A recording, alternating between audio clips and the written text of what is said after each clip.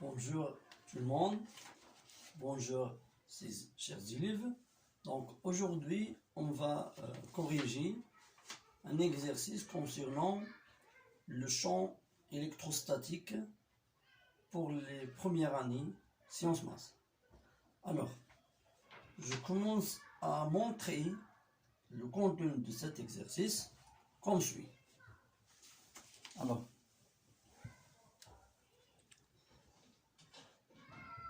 donc, soit le dipôle AP défini dans le repère OXY, les points A et P, M ont pour coordonnées, donc A de coordonnées moins A, 0, et P c'est A, 0, et A c'est 0, ou bien M c'est 0, c'est pas A, c'est M de 0, R.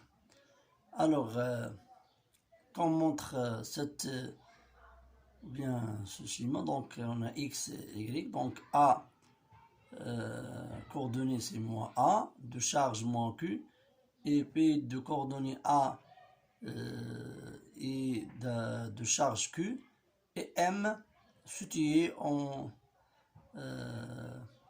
bien appartient aux médiatrices à la médiatrice de segment AB. Alors, pour les questions, donc, A donné au point M les caractéristiques du champ EAM, c'est le champ créé par A en M, et le champ créé par B en M. Les intensités, donc, données en fonction de Q, A et R. Deuxième question, déterminer en fonction de Q, R et A les coordonnées du vecteur champ résultant. Au point O, milieu de AP, au point de la médiatrice de AP, donc, que devient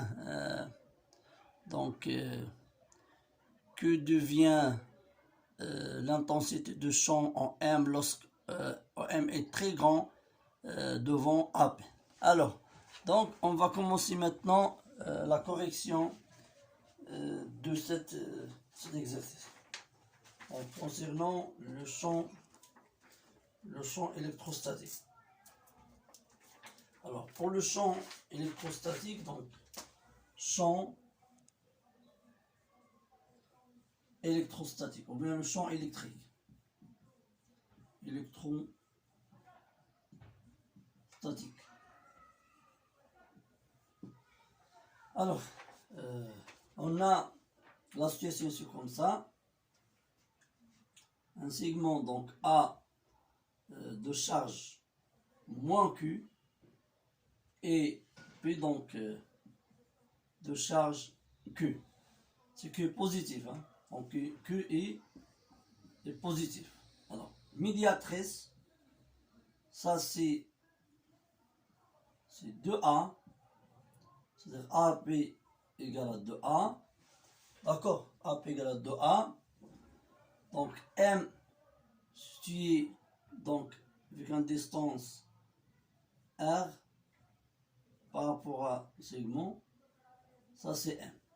Donc pour les axes, on a ça c'est X et ça c'est Y. Alors, la première question, c'est les caractéristiques de le champ électrique créé par la charge bien par moins Q et par Q. Alors, premièrement, on va dessiner comme ça.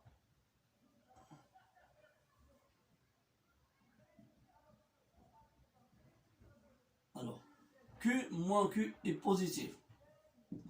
C'est-à-dire la charge créée en M un champ attractif. Un champ attractif. Donc un champ attractif car la charge est négative. Alors donc comment on peut dessiner ce charge? Donc on fait comme ça. attractif.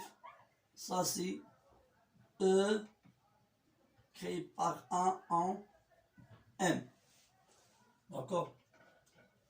Et le champ que c'est positif, donc le champ devient répulsif.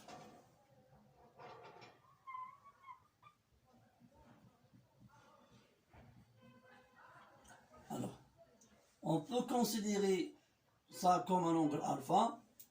Donc, le triangle APM, c'est un triangle isocèle.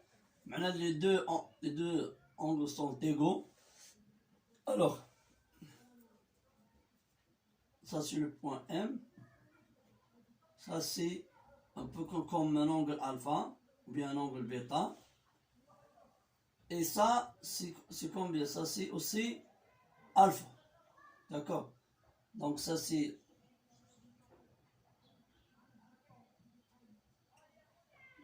On fait comme ça. Donc ça c'est alpha. Ça c'est aussi bêta. D'accord? Alors, le champ créé, le champ, la norme, hein, champ créé par en M, la définition, c'est Q, la valeur absolue du QA divisé par MA au carré. Donc c'est K, ça c'est QA, c'est moins Q, donc la valeur c'est Q, AM carré. D'après la propriété de Pythagore, donc la propriété de Pythagore, AM carré c'est R carré plus A carré, ou bien A carré plus R carré. Donc le champ créé par P, c'est K, donc toujours on rappelait les propriétés. Donc ça c'est positif, c'est Q, divisé par même distance. Donc MA égale à MP, parce que le triangle MAP c'est isocèle.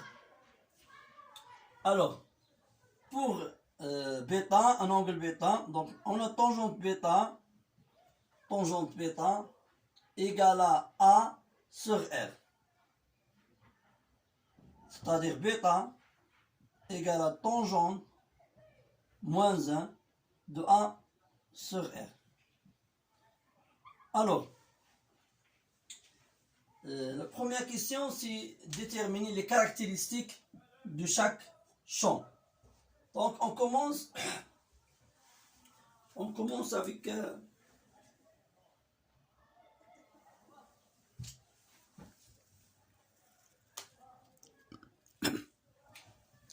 donc, on commence avec donc, pour les caractéristiques.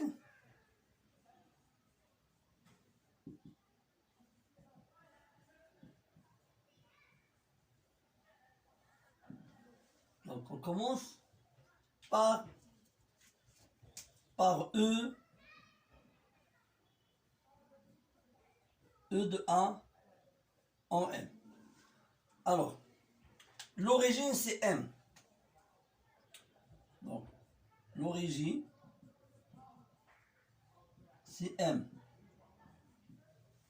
Alors, la direction, fait ici la direction. Donc, pour la direction, regarde ici la direction de A. La direction de A, c'est une droite. Hein? Donc, c'est une droite inclinée par rapport à l'axe vertical. De côté gauche, avec un angle bêta. Donc, c'est une droite. Hein? La direction, c'est une droite. Hein? Donc, inclinée par rapport au Y avec un angle bêta de côté gauche. D'accord? Alors, c'est le sens. Le sens, c'est vers le bas. comme vous voyez ici, le sens vers le bas. Donc, D, la norme, on a déjà calculé la norme. La norme, c'est E en A, E de A en M égale à K, Q divisé par A carré, plus R au carré. Alors, pour les caractéristiques de, donc, on va faire oralement.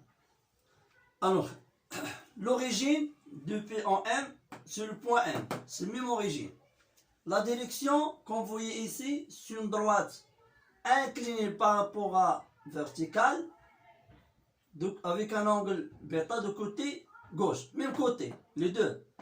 Mais le sens, ça c'est vers le haut, d'accord? Ça c'est vers le bas et ça vers le haut. Donc la norme, donc les deux, EA et P ayant même norme. Donc c'est remarqué, remarque que le champ créé par A en M égale le champ créé par P en M. Alors maintenant on passe donc la deuxième question, c'est les coordonnées le champ total créé en M. Donc on sait que le champ total c'est une grandeur sommable, c'est-à-dire on a la superposition des champs. Donc le champ total créé en M égale le champ créé par A en M plus le champ créé par P en M. Alors, pour déterminer les caractéristiques de E total, il faut trouver les coordonnées du champ total. Alors, ça c'est une expression vectorielle. On passe maintenant à des expressions algébriques. C'est-à-dire on fait la projection de cette relation vectorielle sur les axes OX et OY. On obtient, alors, E total X égale UAX plus EPX. E total Y égale UAY plus EPY. Alors, pour trouver le total X, donc il faut déterminer les coordonnées de chaque champ. Alors, on a, pour A, UAX égale EAY égale.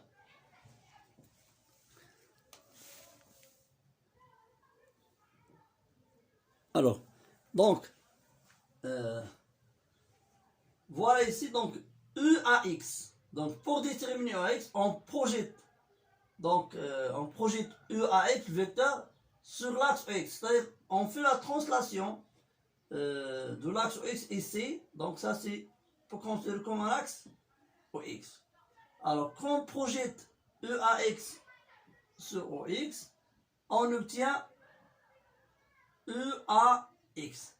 Ça, c'est positif. Ça, c'est négatif. Ça, c'est négatif. Donc, on fait moins EA fois.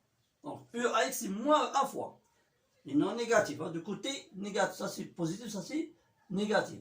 Alors, ça, c'est l'adjacent. Donc, c'est égal cos alpha. Donc, UAY, donc on fait la projection de A sur l'axe OX. Donc, on obtient aussi UAY est négatif. Donc, moins EA fois. Donc, donc la côté de c'est là, donc c'est sinus de alpha. Donc, on a déterminé maintenant EAX et EAY. Donc, on passe maintenant à. Donc, on passe maintenant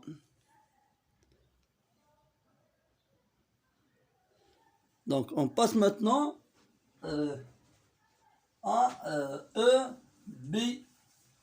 EBX. vers EP. EPX, EPY. Alors, EPX, alors c'est quoi? Donc, on fait la projection de EP sur OX, on obtient que OC est négatif. Moins EP fois.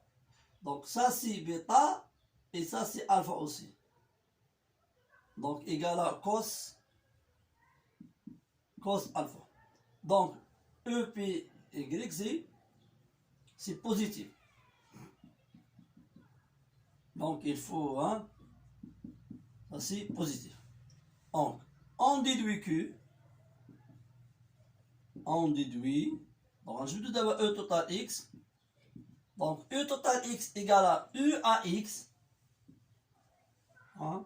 Donc, moins EA cos alpha plus, bien, moins 1 cos alpha. Et ça, c'est moins EP cos alpha. Donc, EA égale à EP, ils sont égaux, remarque. Donc, c'est-à-dire égal à moins de EA fois cosinus alpha. Ça, c'est E total X. E total X. Alors, E total Y égale. Donc, égale moins EA sinus alpha plus EP sinus alpha. Donc, les deux sont égaux. Ça, c'est moins, ça, c'est plus. Donc, égal à 0. Donc, on a trouvé que, on vient de montrer que le E total Y égale à 0. C'est-à-dire E total, aucun composante suivant l'axe, suivant au Y, mais un composante suivant au X. Donc, si c'est négatif, le total devient ici. Ça, c'est E total en 1. D'accord.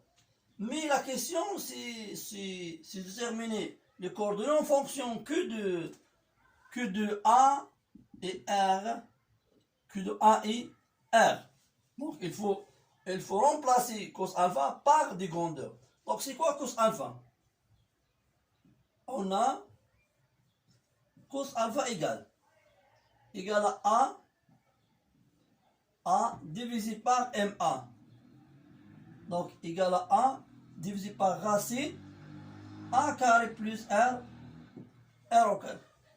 Donc, alors, maintenant, si E total X devient, donc E total X, alors, E total X égale à moins 2, c'est quoi EA? EA c'est K, Q divisé par A carré R carré, fois A divisé par racine A carré R carré. Donc on peut simplifier cette expression, c'est comme suit, donc, par exemple, donc on va factoriser avec A carré, donc ça c'est moins 2K fois Q. Alors, on obtient, donc ça c'est 1 plus R divisé par A au carré fois 1 divisé par racine, 1 racine, donc 1 plus R A au carré. Hein, pour simplifier l'expression, on peut écrire comme ça. Alors, ça c'est le coordonnées, c'est E total X, E total Y égale à 0. Alors, la norme. Donc, c'est quoi la norme? Donc, la norme, donc, E total égale à racine, E total X carré plus E total Y carré. Donc, ça égale à 0. Donc, égale à E total X. Donc, égale 2KQ A carré divisé par 1 sur 1 plus, on peut écrire 1 plus lambda carré, d'accord, fois racine 1 plus lambda carré. Ou lambda égale A divisé par R, bien égale R divisé par A. Ou lambda égale R divisé par A. D'accord? Alors, la question, que devient le champ total en M? Le champ total en O.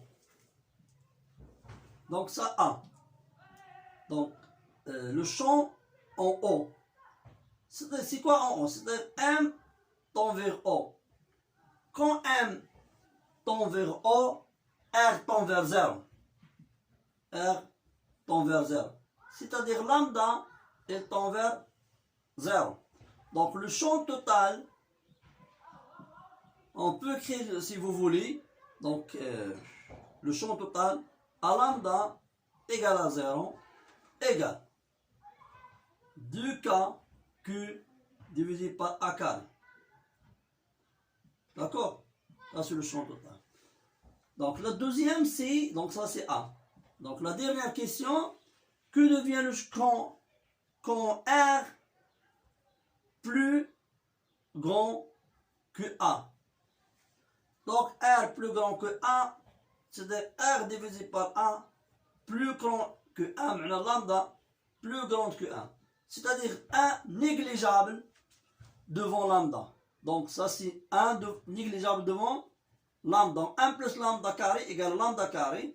Racine 1 plus lambda carré, racine lambda carré. Donc lambda carré, racine lambda c'est lambda. Donc E total égale 2K Q divisé par A carré fois donc 1 divisé par lambda à la puissance 3.